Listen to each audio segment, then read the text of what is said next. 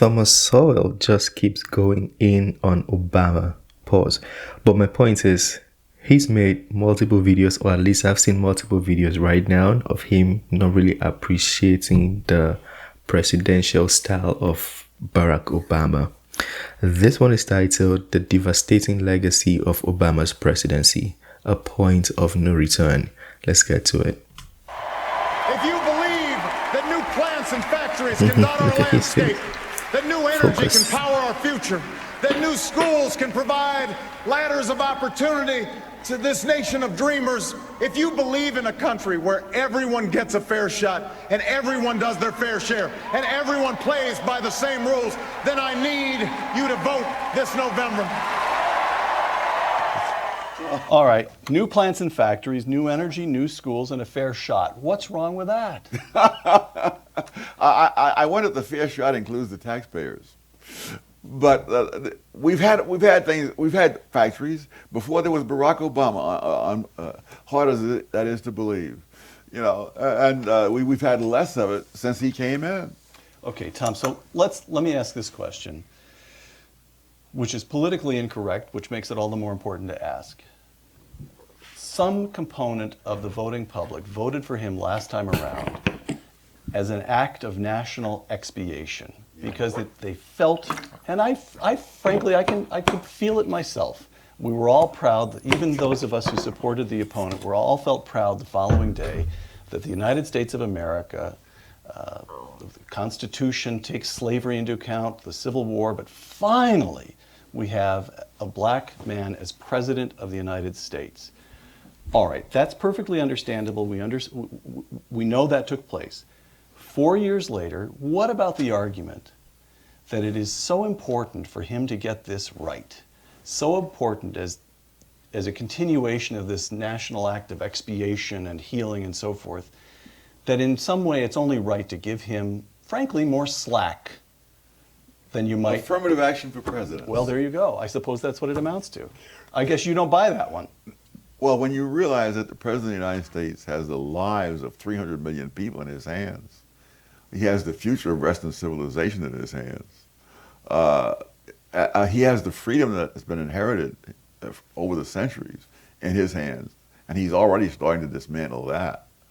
I really don't think it's a question of any individual, whoever's in the White House, being cut any slack. The last thing you need to do is cut slack to people who have power over 300 million other people.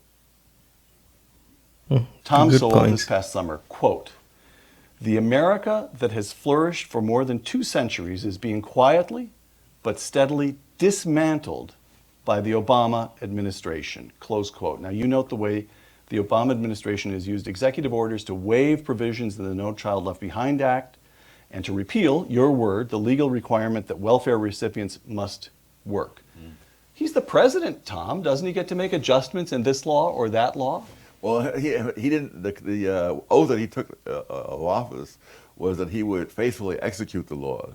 Now, I don't think they meant execute in the same way that the mafia means it. Thomas Sowell on Obamacare. Quote, "Obamacare imposes huge..." It's like Thomas Sowell attacked everything. And this is from a book. Yeah, I'm still yet to read this book. This is going to be an interesting book. Has any of you read this book? If you have, please tell me about it. Seems like Obama had a lot of mentions in that book. Costs on some institutions, while the president's waivers exempt other institutions from having to pay those same costs. The law says you've got to do this, and over here we have the Secretary of Health and Human Services granting a waiver to this person or that entity, or this waiver's taking place over here. Well, it's legal. Nobody seems to have sued them for that. One of the great problems is that people do not react. I mean, when all is said and done, the Constitution of the United States is a set of words on pieces of paper. The only way that the Constitution can protect us is if we protect the Constitution. If we rise up and revolt, if we vote out of office people who violate the Constitution, then, of course, it will mean something. If people can do this, say a few pretty words, and we say, oh, well, then the Constitution will, over time, erode to the point where it will mean absolutely nothing. There'll be nice words on paper, but people with power will just do what they feel like. What about those 9 people? And this is the thing that not even in America, in Nigeria where I'm from, we have a constitution, but the rich and the people in power and the people in authority, they've made this thing to only clearly be written words on a piece of paper.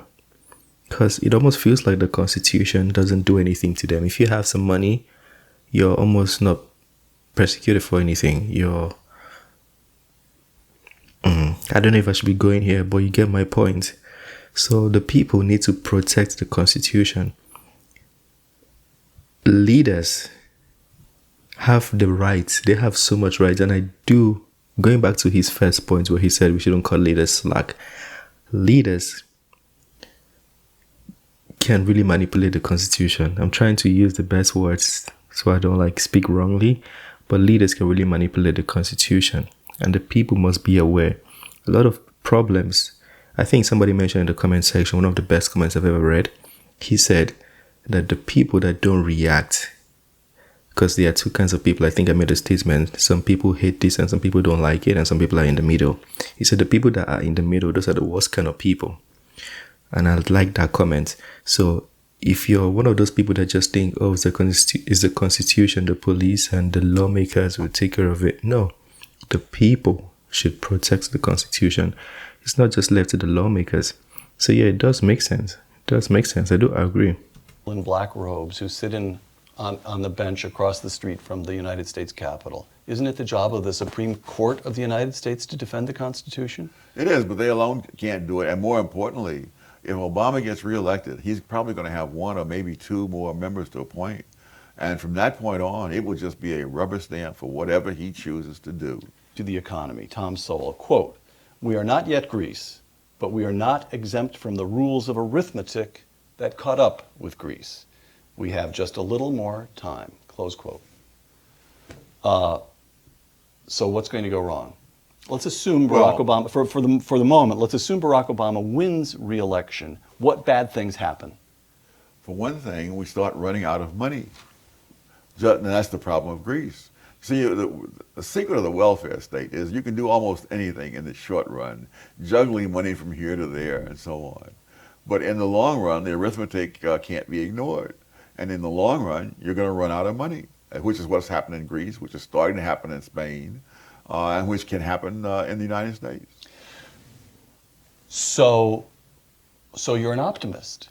That is to say, the welfare state, against which you have devoted enormous professional energies over these several decades now, is about to come to an end, one way or the other. That's right, but it makes a difference how it comes to an end. Okay, so that's what I'm trying. What feels different? I mean, look, we have 8 point something or other % unemployment. As a matter of fact, if the same number of people were still in the workforce as were when President Obama took office, the unemployment rate would be 11%. The economy is really bad. Yeah. But by historical standards, it's still a wealthy country. Yes. People can get by. Journalists are already defining this state of affairs as the new normal. So really, 4 more years of Barack Obama does what to us? We can skate by, Tom.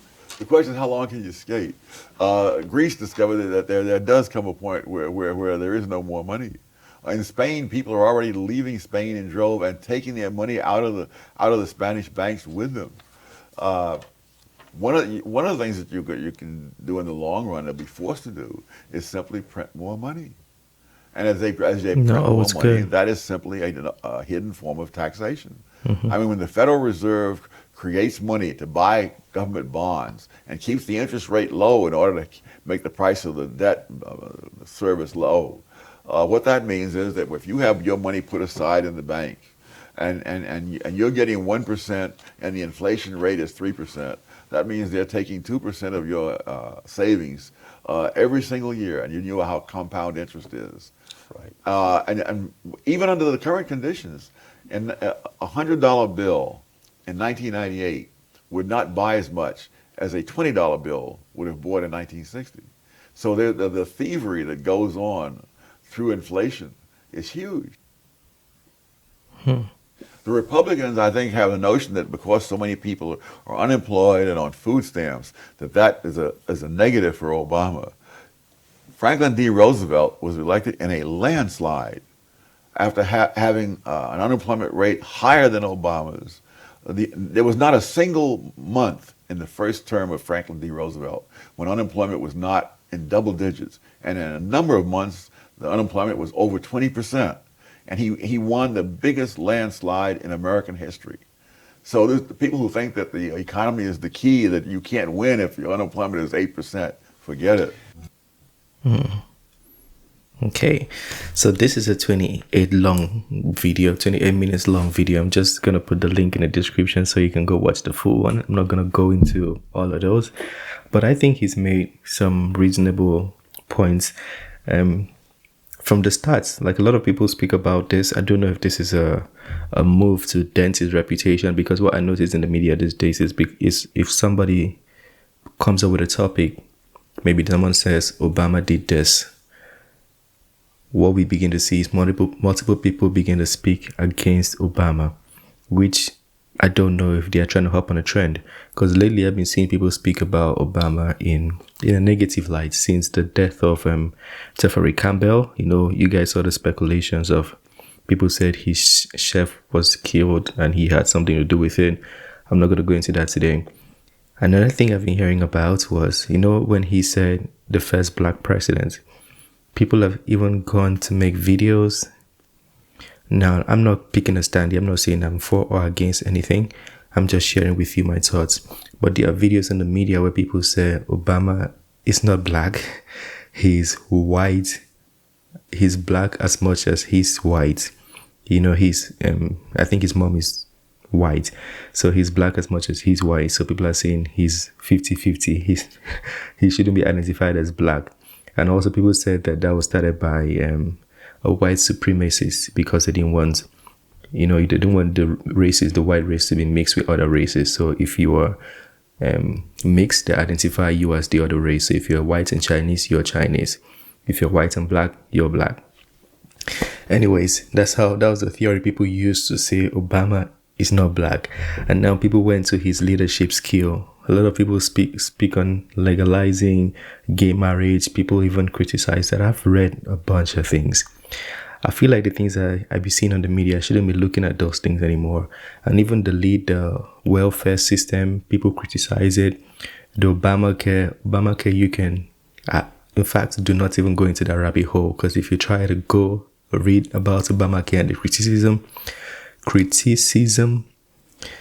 it's going to be a lot for you. It's going to be a long day. But people always have stuff to say. And these points, they are not points I say are not valid. You know, people give their suggestion. And in the real world, you should.